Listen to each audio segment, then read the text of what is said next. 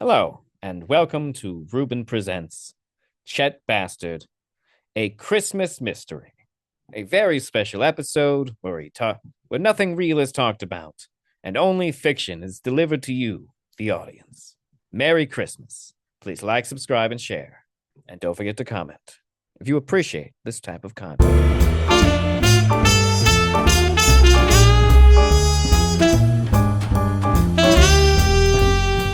The name's Chet Bastard. And yes, it's true. My parents were never officially married, or so I assume, having met neither of them.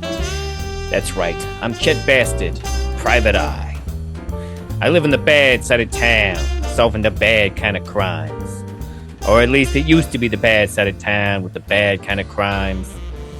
Recently they started gentrifying the place. Now it's all white people with ear gauges and coffee shops and improv theaters and such.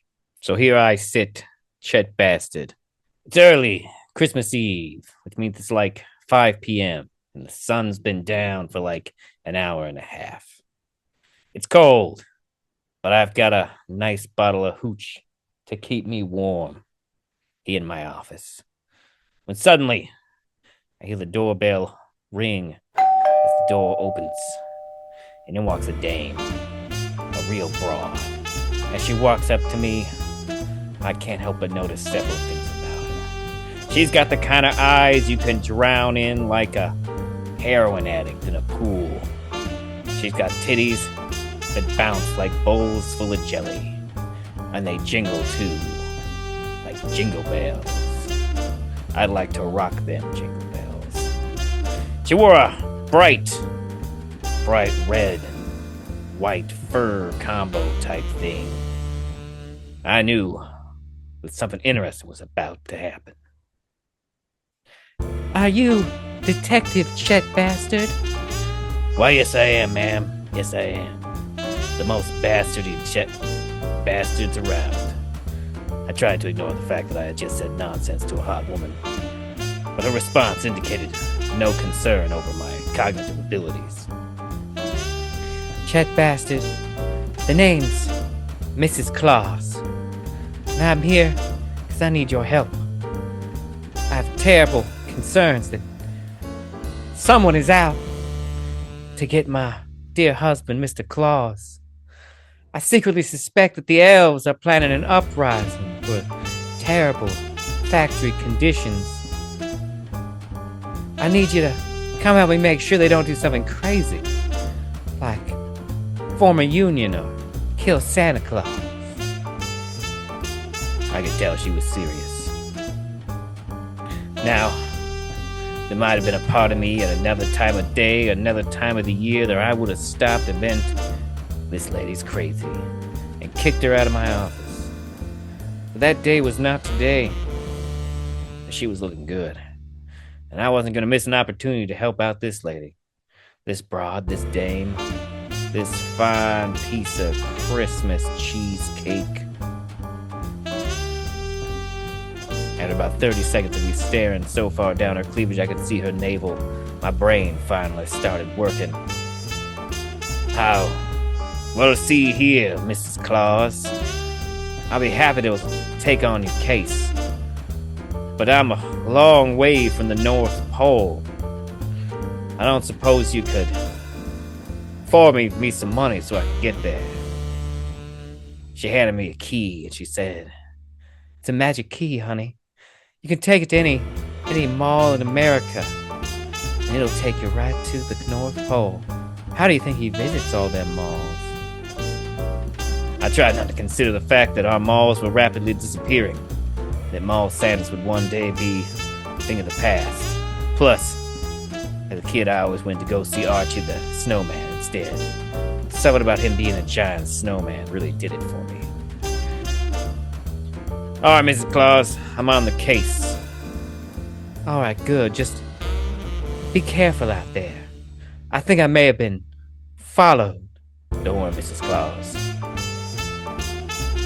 I'll make sure that if anything happens to your husband, I'm there to comfort you. Don't you mean you're there to make sure nothing happens to my husband? I'm not a miracle worker, Mrs. Claus. I'll do the best I can do here, okay? She nodded and found her way back outside of my office. I had to admit, took me a while before I could get out of that chair again. Be out in public, so to speak. But soon I was out in the cold, trudging through the snow, looking for answers. Suddenly something caught my eye. A tiny man, tinier than normal, with ears that were pointy and a little hat. I chased the tiny man down an alley. I wanted to realize that I had made a horrible mistake. What appeared to be a giant steroid-ridden elf stepped out from behind a garbage dumpster and laid me out in the snow. Not gonna lie, those elves beat the shit out of me. I lay there in the snow, bleeding profusely. The big elf looked down at me and he said, "Don't you fuck with me, this Mr. Claus, see?" They all disappeared into the night. Can't lie, he was so big and muscular I didn't expect him to have that high of a voice. Or at least that's the last thing I thought before I became temporarily unconscious in that alley. I found myself moments, or possibly hours later. It was hard to tell, and I don't wear a watch because they're obsolete now. I found myself in the apartment of a close personal friend, Betty. Betty looked down at me. I noticed that she had changed my clothes into a warm bathrobe. I was flattered, mainly because I've been trying to bang Betty for years. Betty is my overworked, underpaid secretary, who normally goes home at a reasonable hour, which is why she wasn't working Christmas Eve. For me, I had nowhere better to be. And also, for some reason, clients almost always show up on Christmas. Betty, how'd you find me? Well, Chet, you did run down the alley next to my house and get the shit kicked out of you by some type of miniature bodybuilder. I could have sworn that guy was 6 foot. 6 foot wide in the shoulders, maybe. Honey, look at you. What have you got yourself into? Chasing some skirt, I'd imagine. Betty always seemed jealous, yet she never put out. Couldn't figure her out. Betty, I've got a case to solve. Oh, I know you do, Chet. You son of a bitch. Now that you're awake, you can get the hell out of my apartment. Stop stinking up my finest bathrobes. I understand. Where are my clothes, Betty? I incinerated those rags of disgusting, putrid sweat stains. Does that mean I'm doing this in a bathroom? Heavens to Betsy, no. I keep spare clothes for you here in just case of just this such events. I quickly got dressed and left Betty's apartment. Secretly inside, I hoped that she had taken some type of advantage of me. But a part of my brain also said, Chet, that's disgusting. There's something wrong with you. You can't be that horny and you can't be in that bad of a dry spell that you would hope that. Hell, you wouldn't have even been awake for it. It isn't very Christmassy of you, Chet. You're right, Chet, I thought to myself. Better stay my own worst critic. I made my way to the mall, of course, it being 8 p.m. Jesus, I was unconscious for at least an hour or two. But I made my way to the mall. Those elves hadn't searched me and taken the key, thank God. Honestly, I had no idea where I could find to put the key in. Then I saw the mall Santa display. Santa Claus wasn't there, unsurprisingly, but the display was. I hopped inside the tiny house, looking for my answers. There it was, the keyhole.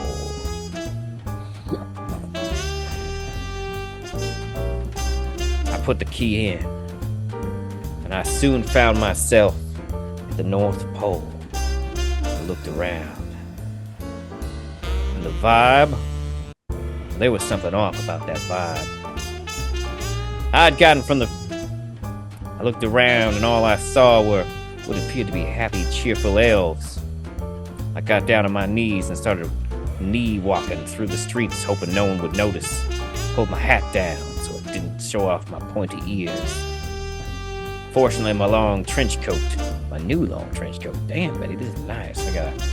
Maybe I should pay you more, or pay you less, I'm not sure. No, definitely more.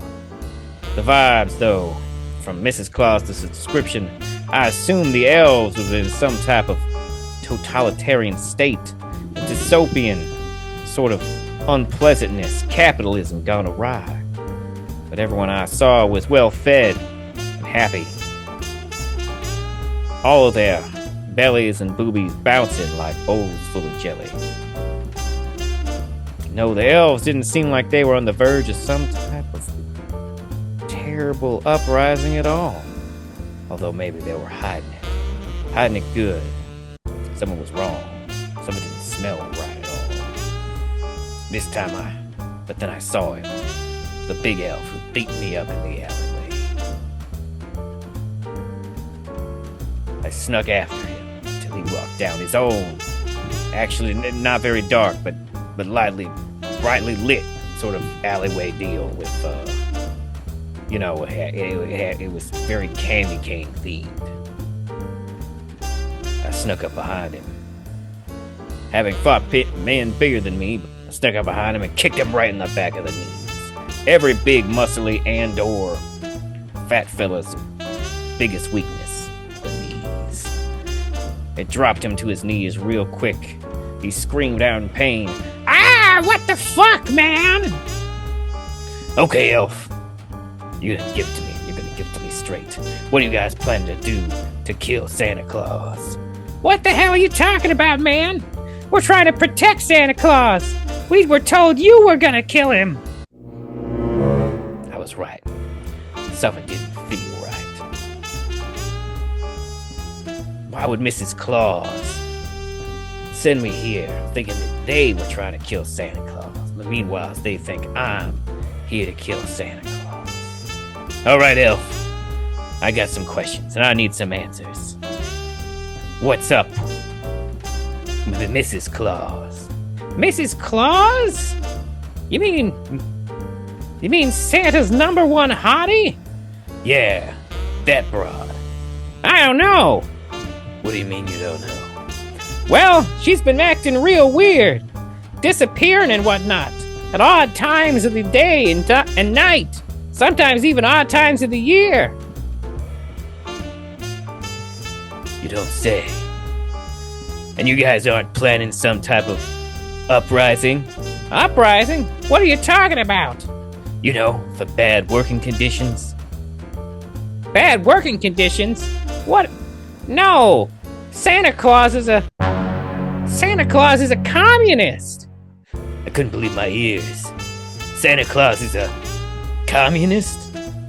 Yeah! Why do you think he gives out toys based on need? He gives out toys based on need? Yeah! Kids who've been really good and care a lot about each other are always in need of a good toy. And children who are shitty of spirit, well, you know, they need to grow a little bit before they need a toy. They gotta work on themselves. It's like a relationship. Okay, I get it, but you guys are communists? Yeah, everyone here just gets what they need, because we all care and we all share. It's the elf way. Couldn't believe what I just heard. This was taking some twists and turns already. I didn't quite know what to do, where to go. But then it hit me. Hey, elf. What? I need to know. You said during various times of the year, Mrs. Claus would just up and disappear. Yeah, I guess so. What time of year? The elf thought for a long, hard time. You could really see the sleigh bells jingling in his brain. Well, I guess the answer to that question would be around April. Thanks, elf. It's coming together. Just then we heard a gunshot ring out. Oh no! I'm supposed to be protecting Santa Claus right now! And that's when it hit me. I knew what was going on. We gotta roll, elf. I attempted to pick up the elf and carry him, but it turns out he weighed like 90 pounds. We ran through the streets until eventually we got to Santa Claus. He was lying there, bleeding in the snow. Santa Claus! No! It's me, Chet Bastard. Private Eye. I know who you are, Chet. Obviously, I'm Santa Claus. Did it... Are you dying, Saint Nick? Oh no, they just winged me in the blubber. But somebody get me to cover. They're likely to go and shoot again. Me and the elf pulled Saint Nick to safety. Well, the elf doctors got in there and extracted the bullet. I'd figured it out. I had been hired not to solve this case, but as a distraction. Someone for the Santa Claus's bodyguards to go after while they were taking him out. Son of a bitch. I knew what I had to do. But not only that, I knew where I had to go. I made my way to the grossest, dirtiest, filthiest Christian bookstore I knew. Absolutely disgusting. Jesus action figures, Jesus board games, all kinds of weird Christian novelty items. A card game that's basically Magic the Gathering but with Bible characters. And way in the back, my town's most vaunted glory hole. I made my way back to the adult biblical reading section only. The Delilah section. I made my way back to the glory hole. I knew it wasn't going to be as fun as a regular glory hole. I approached the glory hole. I knelt down and looked through the glory hole. And it was exactly what I expected. Hello there, son. Can I talk to you about the Lord Jesus Christ? Oh, God. I don't know, what denomination are you? Today I believe the denomination we're representing is Lutheran. Okay, I should have guessed from your Minnesota accent. Hey now, let's be okay with it. All right. Look, Father, I need to know how to get to Eastertown. To Eastertown? Oh, why didn't you say so, son? Come right this way. I know. I got a door to it in the back. I followed the glory hole minister back to the back of the Christian bookstore. Hey, I gotta ask you something, Padre. Oh, what would that be? How many people stick their dick in that hole? It's happened a few times, but I try not to make a big deal about it. Okay, I was just, curious. It's a natural question to ask. The glory hole causes a lot of confusion. Sometimes for me. What? No, what? I didn't say anything. Eventually, he dropped me off at Easterville. I knew exactly where I was going. I followed the road past the gardens to the little hutch. I opened the front door. It had been left unlocked. And I peered through it. As I walked through the house, I could hear it. The sound of jingle bells. Jingling back and forth, repeatedly, almost rhythmically, at a really, really high pace. I knew what I was going to see before I even looked through the crack of the door.